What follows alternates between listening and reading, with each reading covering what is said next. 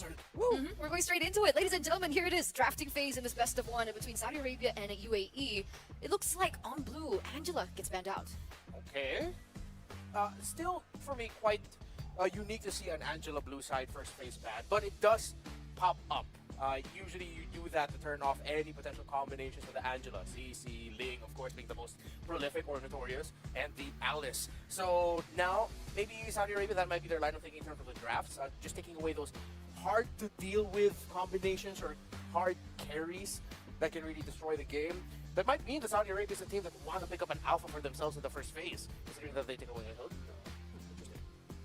Okay, so that's not in their list of considerations, but alpha, I feel like I might be coming in first. Suyo banned out. There you go. I was gonna say, if by banning out the Hilda, and you're okay with the alpha going up, you're going for the Suyo, but UAE read into it. Wow, the chess match here. So I'm wondering whether or not the alpha is going to be the contested pick here again. It's very similar to what we saw from the previous match earlier with Indonesia, or with the Hilda being banned, is that a signal that they might want to pick up something like an assassin in the jungle? Yep, that's a high possibility too, that maybe they just wanted to make sure that the EXP lane is good and secure so that the jungler of their side can farm up without a problem. Eve getting taken out, usually that means gold laner that doesn't deal well with Eve, thinking along the lines of a carry. There's a Granger ban. Granger ban!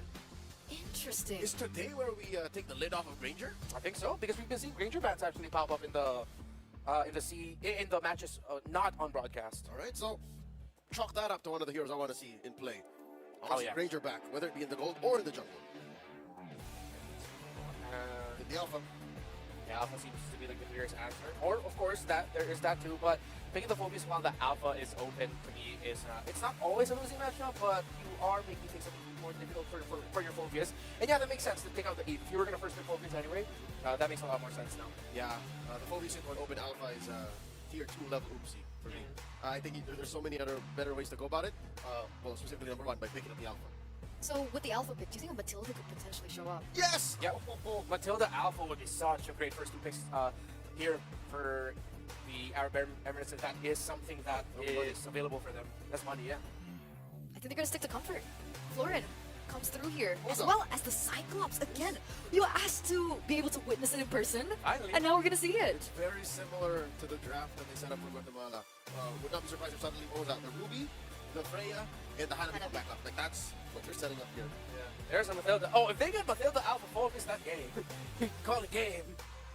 Now, Florida is not going to have a good time. I mean, at the end of the day, they still both have support roamers, but if this is an aggressive, high-damage jungler for Saudi Arabia, if it's the Alpha or maybe even something aggressive, maybe. No, they're not going to rush the Alpha. They go ahead and pick up the Harith first. But yeah, the first 3 picks of Saudi Arabia to me look very good in terms of getting a power spike at around the, heck, even 7th minute mark. That's right. Very possible. So as soon as you get a circling eagle, you can start triggering the Infernal Pursuit on that focus, and you could really converge. So I'm wondering whether or not UAE want to shake things up, or we're going to be seeing a set of familiar picks that we mentioned earlier. What does the Cyclops offer in the mid lane? Do you think it's a good laner? Is it mid-prio? Can that be considered mid-prio? Well, one of the things about the Cyclops is once he's already locked in with his 3rd damage item, yeah, you're gonna feel that Cyclops damage. That's how good he is right now in the latter portions of the game with the reduced cooldown of his ultimate ability. And it's the exact same draft, isn't it? From the Guatemala game. Yeah, I think it is. We're just waiting for the Freya and the Ruby to come through. Yeah. But yeah, talking about that Cyclops, it was a first pick Cyclops. Call it what it is in the red side. It's the most selfish way of getting priority. As long as you throw that ult at the right time and you get to farm up to your 3rd item, your 4th even, almost nothing can touch you. You are a walking little glass cannon. Yeah. So now, coming into the second phase, we have the Khalid ban by UAE. What would happen if Saudi Arabia go ahead and go like, you know what? Let's see what happens when we ban the Ruby and the Freya. Oh yeah, I want to see that. I wonder if they have like any information from. Of course, all the information that we're sharing is readily available on a resource that we all follow. So I wonder that'll force UAE to draft in a way that we haven't seen them draft yet. I would ban the Freya. Leave the Ruby open, because the Freya is the beating heart of this lineup. Yeah. If you take out the Freya, that definitely forces UAE's hand. The Freya ban. But they go for the Veteran ban. This is something we were talking about earlier on before we went over to the break. Fredrin ban. Why do you think that is? One of the things I was thinking about with the first 3 picks of UAE is that, hey, why don't you park someone tanky in the jungle? Someone that's going to be your main frontliner. It looks like the Cyclops in the floor and might actually be able to supplement it well enough. Something with good crowd control. Not really for damage. I wanted to see crowd control and sturdy. Fredrin would have covered that so well. And I like the Hayabusa ban after seeing the Fredrin ban, honestly. If you want to play Assassins in the jungle, one of the heroes that might actually cause a lot of problems for you is a Fredrin. So I would respect that from UAE. That's a solid ban. Also the Hilda ban, right? Do it, It's been coach. telling. Yeah, it is. Do it, coach. Oh no, they're leaving it open. By all means, pick the Freya. He's just going to default into it. There's the Ruby. It's the exact same draft against Guatemala. They did take Guatemala down the wire. 24, 25 minutes, you know? What if the ladies of UAE have crafted a lineup here that is just unexpectedly so good at just holding on and forcing you to make mistakes? It looks like it could, because if you're talking about Peel, you're talking about Sustain, Ruby Florin. If you're talking about Wave Clear, Hanabi, Cyclops. And then you're talking about just sheer fighting prowess, that Freya. So maybe. But it's going to be really important to be able to protect this Hanabi. What if KSA go in with something with a lot more dive again, right? I mean, they still have the possibility of picking up an assassin. They can still go for the alpha even. Saudi Arabia, I like the alpha here, but their team fight is so... I prefer this. Okay, so they get an assassin that's like, deals that instant first.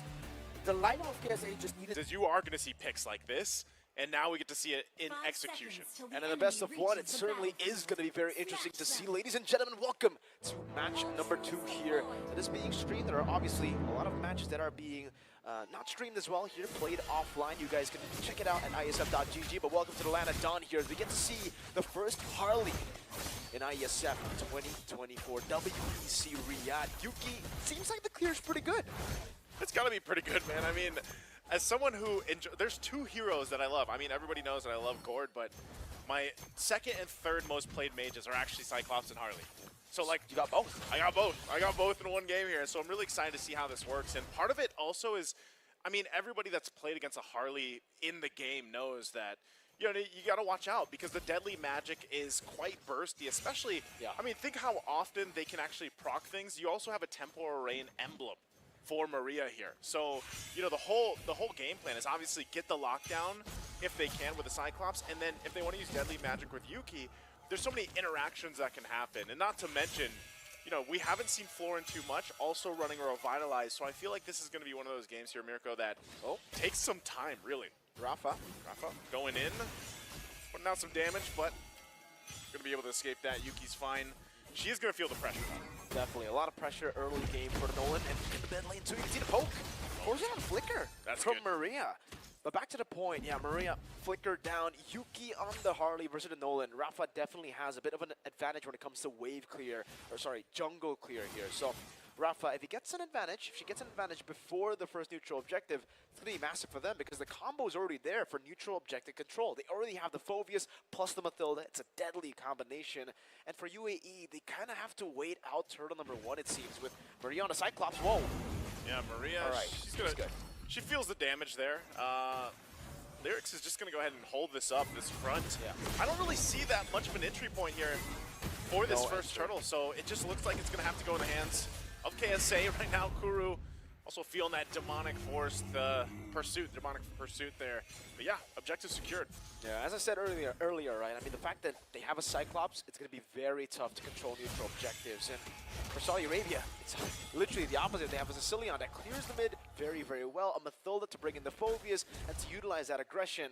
I think now what's in their minds is definitely they got to try to shut down the Hanabi somehow, right? Lunar's already doing a good job. They got to build up waves and they're going in. Wow. All right, Summon Force going to be dropped down. Claw's not going to connect too. Just does get that level 4. So this is just ultimately a lot of gold going to the hands now of Lunar, like you mentioned. Do they go for a counter play into this? I think Maha, she needs that support. She needs that help here. Yuki does jump in, throws some cards, but to no degree here. Rafa's still around the corner though. Yeah. It's not just a lot of gold they got, right? But it's also a lot of gold that they denied away from Maha on the Hanabi. I believe it was 2 big cannon minions that she had to miss completely now. And I don't know if she's actually going to miss out on this one too. I believe she did. Maha, 3 big cannon minions now. Against a composition like this that can snowball really, really well. Even Pinky are putting down the pressure onto Yuki. Man, as a gold laner, Yeah. I hate the Harley pick, right? Because Harley usually just disintegrates my HP bar. But He's so always far, there. with the Mathilda, with you having a Harith in your hands, you know, getting those shields with the Demand Force, it'll be quite easy. 4-man rotation down below. Wow, they're just going to press this decision. Whoa, Kuru just gone out of the picture so quickly. A flicker burned, and Maria in trouble too as she falls. 2 big, quick kills for Saudi Arabia on the bottom lane. Oh, man, make it 3. Now Livin. That's not enough. Even with the Not Deadly enough. Magic, Livin's, she's going to be living. The Deadly Magic, so far, it's just been magic, right? Not Yeah. really too deadly just yet. Has to wait for some a few more items, maybe possibly a snowball too. But the big concern for me is how they've essentially shut down Maha without killing her, right? In the gold lane, it's just about denying these minions all the way from where we saw earlier, building up the wave, shoving it in, and then zoning Maha from the 2 cannon minions. Third minion as well, and that makes it 4 with the push earlier. Free turtle, seems like for Saudi Arabia, no contest whatsoever for UAE. Oof. Even with that secured objective, you see 2 big items picked up too. Starlium Scythe for Lunar. Like we mentioned, winning that gold lane, so she is going to be able to go down there. She's probably going to go contest 1 versus 1. Meanwhile, up top as well, Big jumping in, bringing it in with a guiding wind. Maha's gone, so down in the bottom lane, that's a kill. And also up top, as Bruise goes down, UAE really struggling on all fronts right now. That's really tough when you don't have that mid-prio, man. When you have a Mathilda on the other side, especially with a Mathilda together with a Sicilian up against a Cyclops, there's no way for you to match up that mid lane clear. So it gives so much room for Pink to just rotate across the map. Nolan already being a high mobility pick. Yeah. Give her a guiding win. And I don't know what we call mobility raised to the power of 2. Is that it? Race to the power 2. we Raised can't- to the power of 2. It's mobility squared. I was going to say, yeah, it's definitely not cube, but it's squared. We can go Squared. there. Quick maths. Maybe we can add cube as we get into the later stage of the game with the guiding wind. Obviously, you know, getting lower and lower in terms of cooldown. But man, you can see that damage doesn't land the Sanguine Claws, but they're trying to siege this mid lane. Yeah, they want this turret, and they know the advantage. I mean, we're talking about 5,000 gold lead. There's the lockdown. There's the pull, too, from Bruise under the turret. Turret finally goes down. Lunar's going to drop the Zaman Force. She's looking for Yuki. Yuki in trouble. Yuki's already going to fall, and now the Guiding Wind, certainly Eagle combo, will force down multiple members of UAE off the turret, but ultimately it's just Yuki that falls. Really good siege. Again, for them, it's all about utilizing their range, utilizing the healing, and obviously the disengage. She was caught by the Higanbana. This is a Livin with a Flicker, not a Purify. So, Yeah. by all means, when you get caught by the Higanbana, when you get caught by all these CC and damage abilities, you should be caught up. But the fact that you have so much sustain, a lot of disengage potential, and, you know, I'm talking sustain, you're probably thinking about the Guiding Wind. No, I'm actually talking about the Bat Feast. Yeah. It's very underrated as a sustain tool, and it makes Sicilian very hard to kill, especially when he is in the lead right now. So, taking a look at the gold earned, as expected, it's Lunar top of the charts here, but next to her, it's Livin. And it's by 1,000, it's pretty big, but the fact that the Sicilian, a late game pick, is doing this well in the early game, is looking bleak, man, for UAE. They do have late game, they do have pretty good clear with, well, I don't know if I want to say pretty good clear right now because they're so far behind. Rafa! Whoa, Maria could Oh, be no. forced off the turret again. They are going to try to delay this, but No. Maria ultimately going to go down. And now, under the tier 3 even, Lunar goes in, Kuru. gets out with the Guiding Wind. Kuru, looks like she was just stuck there, so very strong showing once again. Saudi Arabia now just continuing pressure. Even after that objective take earlier on, there looks like they're going to get more turrets here. The timing could not have been worse for UAE. Getting that kill, Rafa delayed the kill. And she got the Sky Piercer right as she got the Yeah. fracture down. So that's one Sky Piercer stab. We can keep note of that. Once Rafa gets a few more, it'll be even more deadly. I don't know what to call Sky Piercer, man. I mean, we've been talking about SPA, the Yeah. Sky Piercer abuser. It does seem like Rafa right now will be abusing that Sky Piercer with this big snowball. And again, that range is just too much for UAE to deal with. They have no gap closers. Even this Ruby, the way she punishes a lot of different heroes is the range. But when you get outranged severely like this, you're probably only going to get the bonus, maybe? Rafa's maybe. too elusive to get picked off like that. And with this kind of lead this early on, you know, you're 8 minutes in, you're 10,000 ahead.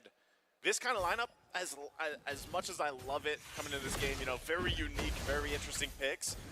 It's not worth fighting right now. There's no way, because even if you get this down, we already know there's a lockdown. You see how little damage is being pumped out by Maria. Yeah. You know that if it's going to be a Cyclops, it's going to be a lineup like this. Even with a hand of you need so much time to build up And if you get this outscaled this quickly, you're in for a really tough ending right now because they're even pushing in.